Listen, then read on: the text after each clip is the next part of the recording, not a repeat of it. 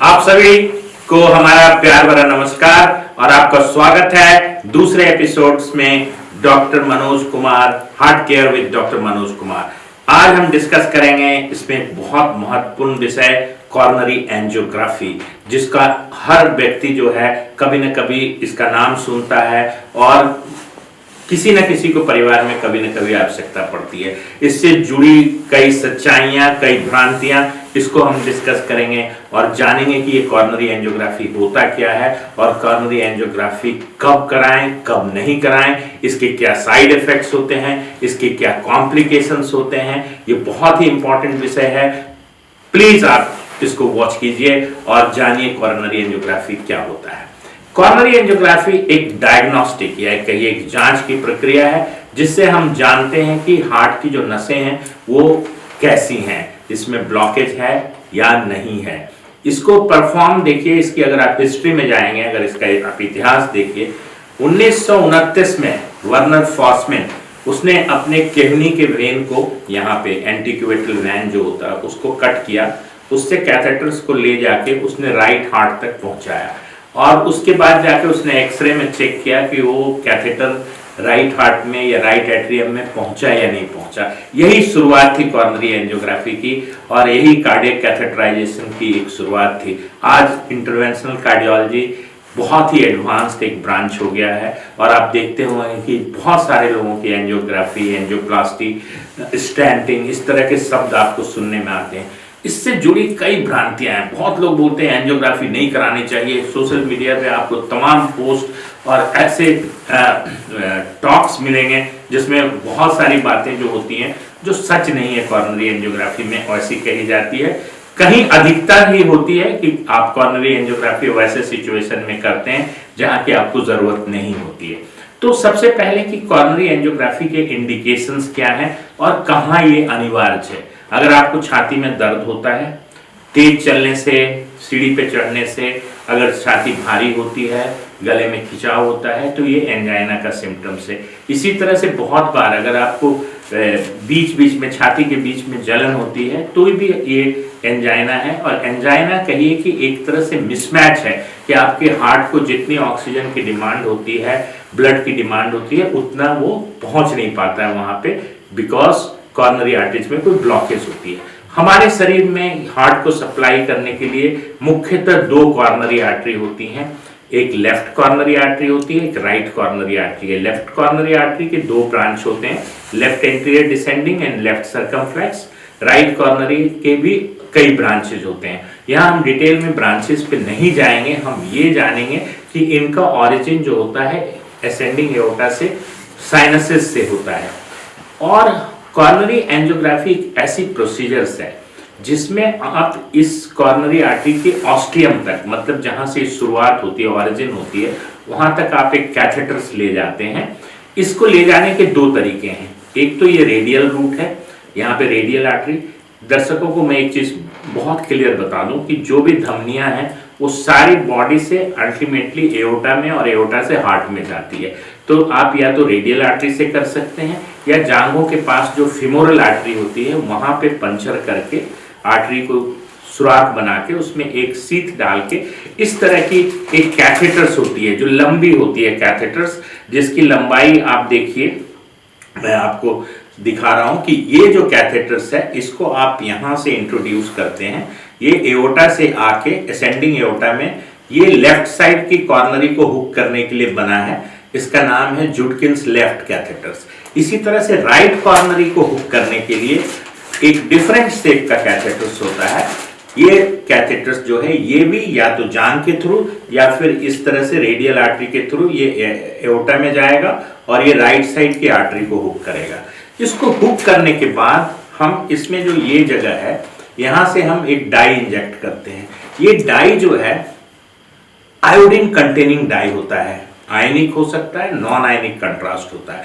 तो non ionic contrast के कम side effects हैं, बट यहाँ पे एक चीज ध्यान रखना है कि आप अगर एंजियोग्राफी कराने जा रहे हैं तो आपकी किडनी फंक्शन ठीक होनी चाहिए। किडनी फंक्शन का मतलब है कि आपका यूरिया क्रिएटिनिन ठीक होना चाहिए, क्योंकि आप बेहतर से बेहतर डाई भी अगर इस्तेमाल करेंगे तब भी क्रिएटिनिन और यूरिया बढ़ेगा। तो एक जांच जो अनिवार्य है जो सबसे ज्यादा जरूरी है कि उसमें आपको अपना किडनी फंक्शन पता होना चाहिए, यूरिया क्रिएटिनिन का लेवल नॉर्मल होना चाहिए और आपको कोई एलर्जी नहीं होनी चाहिए डाई से। बहुत लोगों को आयोडीन से एलर्जी होती है, आयोडीन कंटेनिंग सब्सटेंस से एलर्जी होती है। वैसे केस में रिएक्शंस होने का बहुत डर रहता है। किसी किसी केस में तो देखिए हल्की सिवरिंग या थोड़े चेहरे पे धब्बे जो अर्टिकेरिया बोलते हैं दाने से निकलते हैं।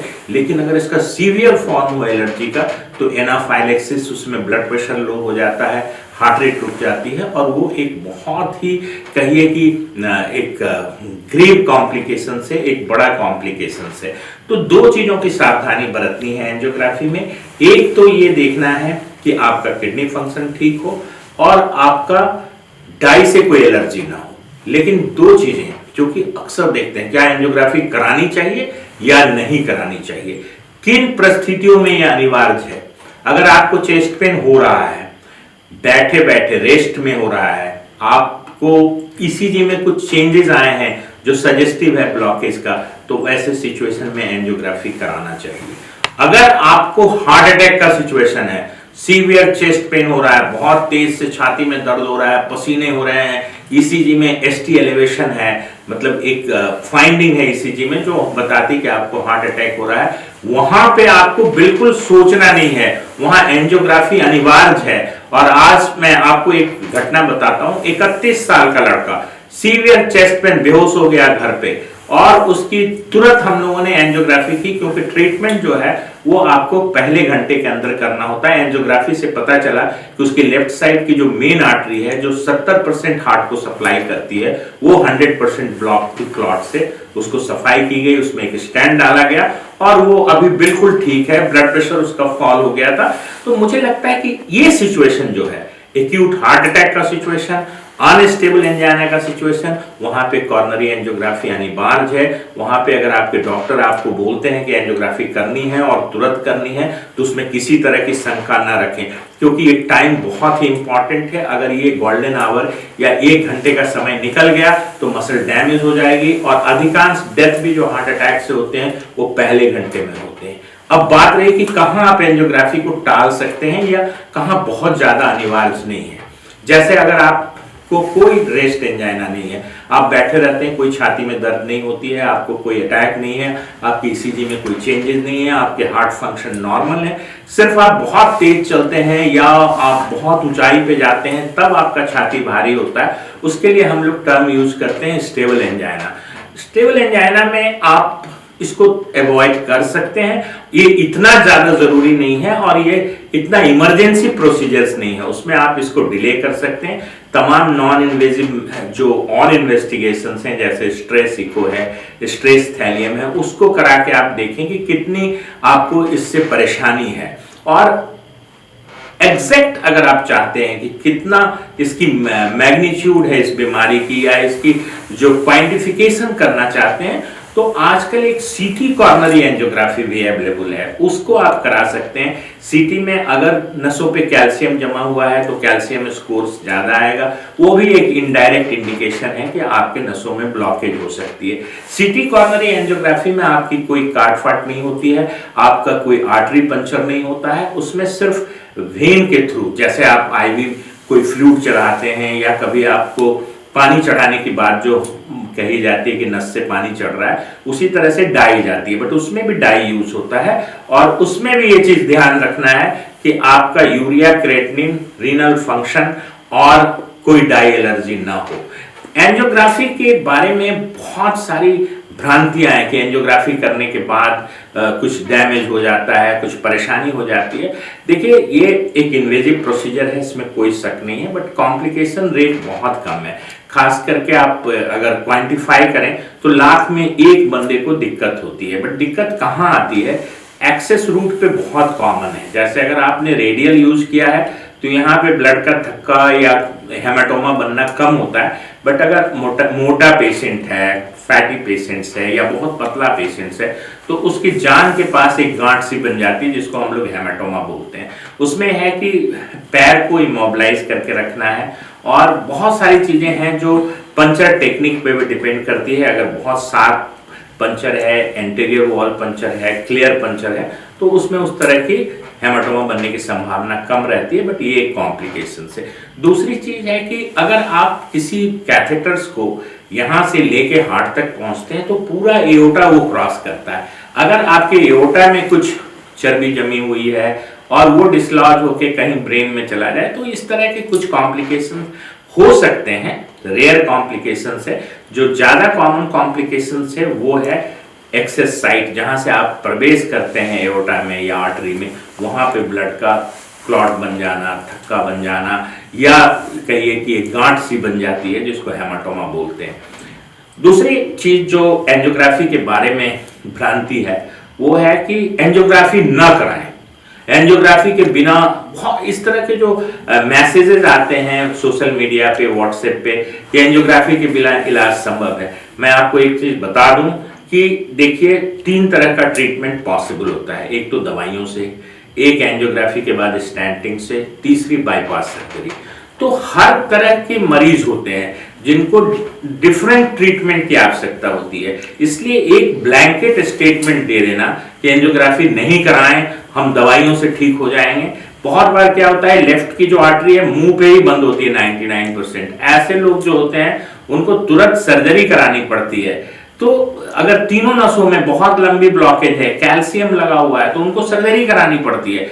तो एंजियोग्राफी एक डायग्नोस्टिक प्रोसीजर है, ये ट्रीटमेंट नहीं है। एंजियोग्राफी एक डायग्नोस्टिक प्रोसीजर है, इससे कहिए जांच की प्रक्रिया है, जिससे आप ये डिसाइड करते हैं कि आपको करना क्या है। आप दवा कंटिन्यू करेंगे या स्टेंट की आवश्यकता होगी या फिर बाईपास सर्जरी की तरफ जाना होगा। तो मेरा मानना है कि एंजियोग्राफी एक बहुत ही प्रिसाइज एक डायग्नोस्टिक इन्वेस्टिगेशन है, और जिन लोगों को सिम्टम्स है और जो डॉक्टर्स के पास जाने के बाद ये महसूस करते हैं कि वहां पे जो है डॉक्टर अगर आपको ये सलाह देता है कि आपको एंजियोग्राफी की जरूरत है तो उसकी बात पे विश्वास करें।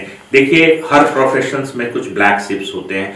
मैं ये नहीं कहता हूं मैं किसी के पक्ष में या विपक्ष में, बट मुझे लगता है कि आज के डेट में भी हमारे हिंदुस्तान के जितने भी डॉक्टर्स हैं उनकी मोरल वैल्यू अच्छी है, और उनका जो एक्सपर्टाइज है वो किसी भी देश से आप तुलना करें। देखिए तमाम देशों का हेल्थ केयर सिस्टम, चाहे यूएस हो, यूके हो, वो भारतीय डॉक्टर ही चलाते हैं। तो भारतीय डॉक्टरों पे भरोसा किया जाए, और मुझे लगता है कि एंजियोग्राफी जो है ऐसे तो नहीं है कि एक रूटीन प्रोसीजर्स है, जैसे आप ईसीजी कराते हैं, इको कराते हैं, वैसा नहीं है, बट जहां जरूरत है वहां जरूर कराएं। खास करके मैं एक चीज बोलूंगा, जो प्राइमरी एंजियोप्लास्टी टर्म है, जो हार्ट अटैक के दौरान जो एंजियोग्राफी और फिर बैलूनिंग और स्टेंटिंग होती है, उसमें कहीं सोचे नहीं। हार्ट अटैक में ये अनिवार्य है, और मुझे लगता है कि इससे बेटर मेथड नहीं है आपको सर्कुलेशन को रीएस्टैब्लिश करने का। अगर नस बिल्कुल बंद है, आप दवाइयों पे भरोसा करेंगे कि इस दवा से क्लॉट डिसॉल्व हो जाएगा, थोड़ा रास्ता बन जाएगा।